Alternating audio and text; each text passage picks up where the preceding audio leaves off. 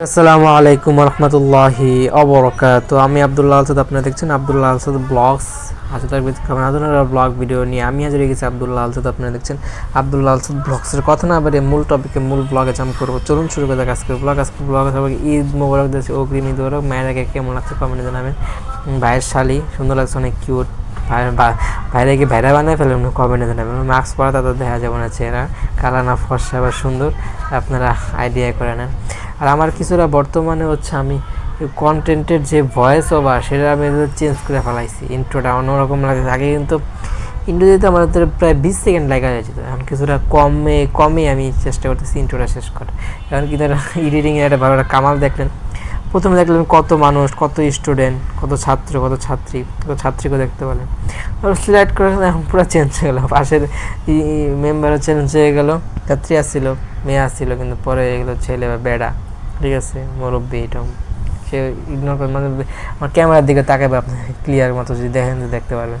সামনে আসছিলো অন্যজন, পরে চেঞ্জ হয়ে গেলো অন্যজন। এইভাবেই আমাদের ব্লগ কষ্ট হয়। তারপর আমাদের চলে আসলাম অটোতে।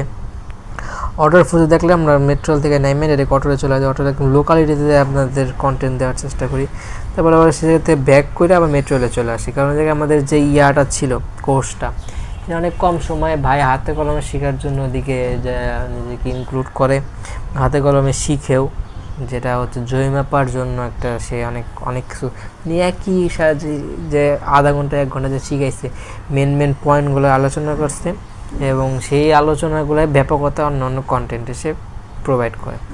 পরে আমরা মেট্রো রেল থেকে নাইমে ডাইরেক্ট রাস্তায় বা মেট্রো রেলের যে স্ট্যান্ড, সিঁড়ি দেওয়া উপরে ওইটা মেট্রো রেলের স্ট্যান্ডটা পাওয়া যায়, সেই জায়গায় নামি। যেদিকে সিঁড়ি দেওয়া অটোমেটিকভাবে উপরে উঠা যায়। পানি আগুন ধরলে পানি নিবানোর জন্য পাইপ দেওয়া আছে। উপরের পানি ইউজ করা যে পানিগুলো, সেগুলো নিচে নামানোর জন্য পাইপ দেওয়া আছে। আর ওই জায়গায় বাথরুম ইউজ করার জন্য 10 টাকার মতো এরকম টাকা পে করে দেওয়া হচ্ছে, আপনি ওয়াশরুমে যেতে পারবেন। নাহলে অ্যাভেলেবেল না সবার জন্য, প্রয়োজন হলে যাবেন, নইলে নিচে যায় তো লোকালিটিতে সহজে ইউজ করা যায়, মসজিদ আছে অ্যাভেলেবেল। পরে আমরা হচ্ছে লোকাল অটো ধরে আমরা যাই।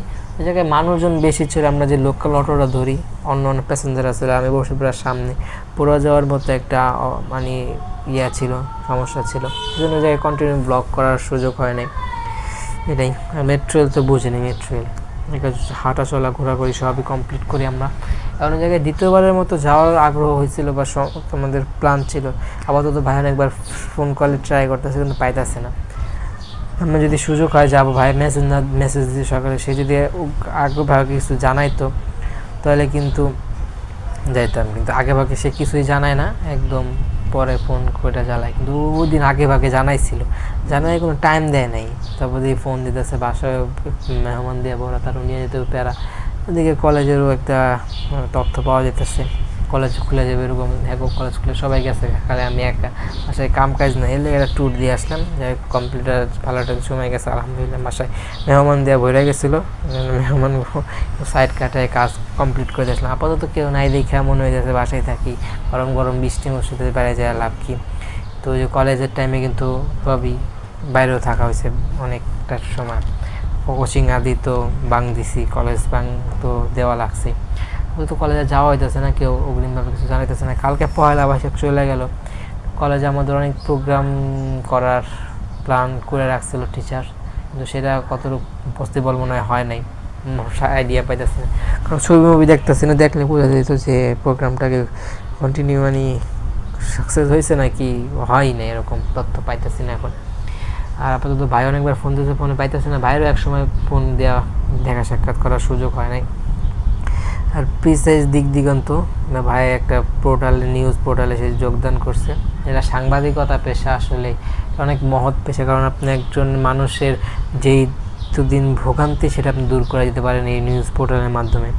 মানুষের মনে গাইথা ফেলতে পারেন, মনে একদম মন্দোয়ারি হয়ে যেতে পারেন যদি আপনি ভালো নিউজ কালেক্ট করেন। যে সংবাদ, যে পেপার পত্রিকাগুলো মানুষের বাসায় বাড়িতে যেই পত্রিকাওয়ালা আছে তারা দিয়ে আসে, বসায় বসে পড়ে, বা হচ্ছে কোনো কেউ আসলে ওই জায়গায় বসে সেই পেপারগুলো কালেক্ট করা পড়ে, ওই পেপারগুলাও সে জায়গায় লেখালেখি কাজেও, কারণ তার লেখালেখির প্রচুর আগ্রহ।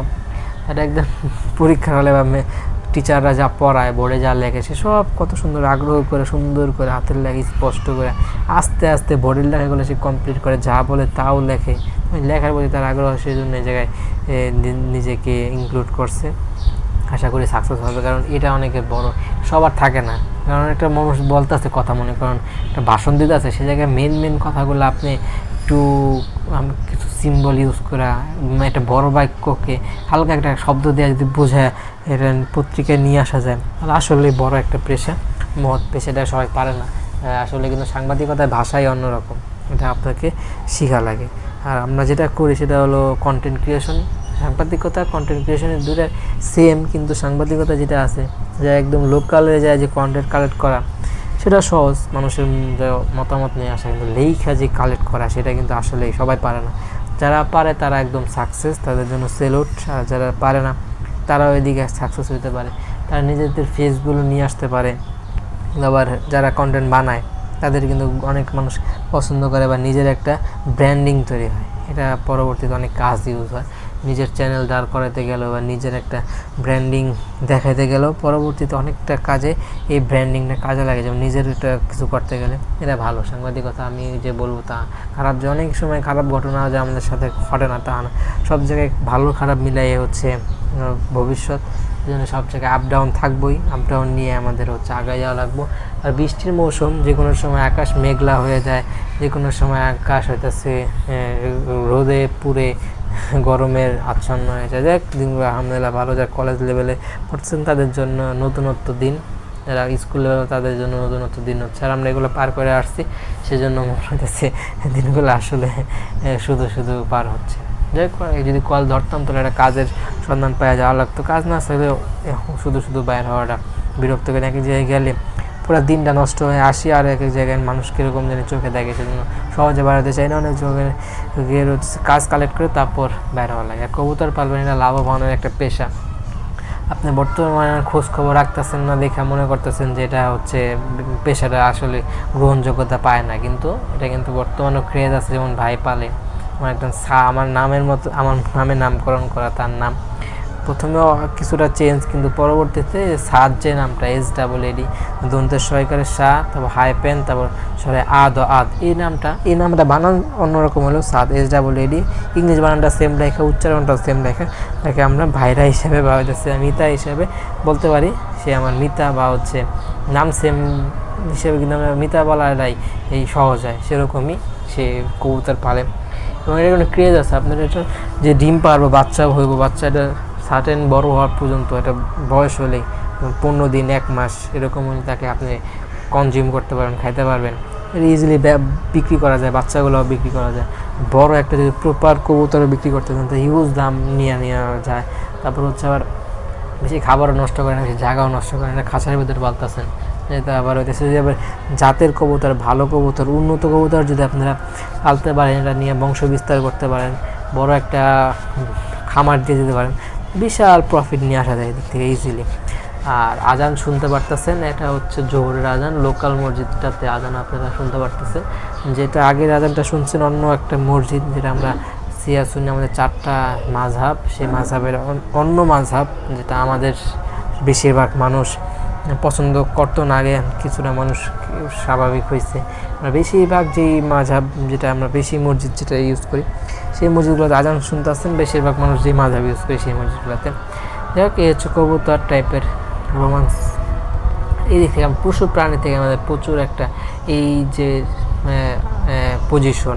পজিশন ক্রোমোজোম, এইসব কিন্তু অনেকটা আইডিয়া পাই, এবং তাদের পরীক্ষা নিরীক্ষার মাধ্যমে কিন্তু আমাদের যে রোগ প্রতিরোধের যেই ধাপগুলো সেগুলো অনেকটা সহজ হয়ে যায়। তাদেরকে পরীক্ষার মাধ্যমে তাদের কাছ থেকে যদি কোনো সমাধান পাওয়া যায়, তাহলে সেটা আমরা নিজেদের শরীরেও ইনক্লুড করেও কিন্তু সেই সমস্যার ইজিলি সমাধান পাওয়া যায়। তাদেরও কিন্তু আমাদের তাদেরকে এক সাইডে ফালাই দেওয়া, তাদের এক সাইডে আমরা হালাই দিয়ে কিন্তু নিজেদের জীবন কন্ট্রিবিউট করতে পারবো না, বাগায় নিয়ে যেতে পারবো না। এটা শুনতে পাচ্ছেন জোহরের আজান, চেষ্টা করবেন আজানের উত্তর দেওয়ার, যে আজানটা দিতেছে সেই জোহরের যদি উত্তর দেন পুরো নামাজের সব বলে পাওয়া যায়, এরকম শুনছি, আজানের সব কিন্তু পাওয়া যাবে, এটা একদম নিশ্চিত। ঠিক আছে, এটাই ব্লগের শেষ পর্যন্ত চলে আসছে। ব্লগটা লাইক করবেন, কমেন্ট করে আপনার মূল্যবান মতামত বলতে এবং শেয়ার করে আপনাদের বন্ধুদের মাঝে ব্লগটা ছড়িয়ে দেবেন, সাবস্ক্রাইব করেন না, সাবস্ক্রাইব বাটন প্রেস করে সাবস্ক্রাইব করেন, পাশাপাশি বেল আইকন প্রেস করে অল করবেন। নিজের আমাদের মূল্যবান মতামত সাপোর্ট করবেন। আর হচ্ছে আজানের সময় দোয়া কবুল করে সবাই দোয়া করবেন।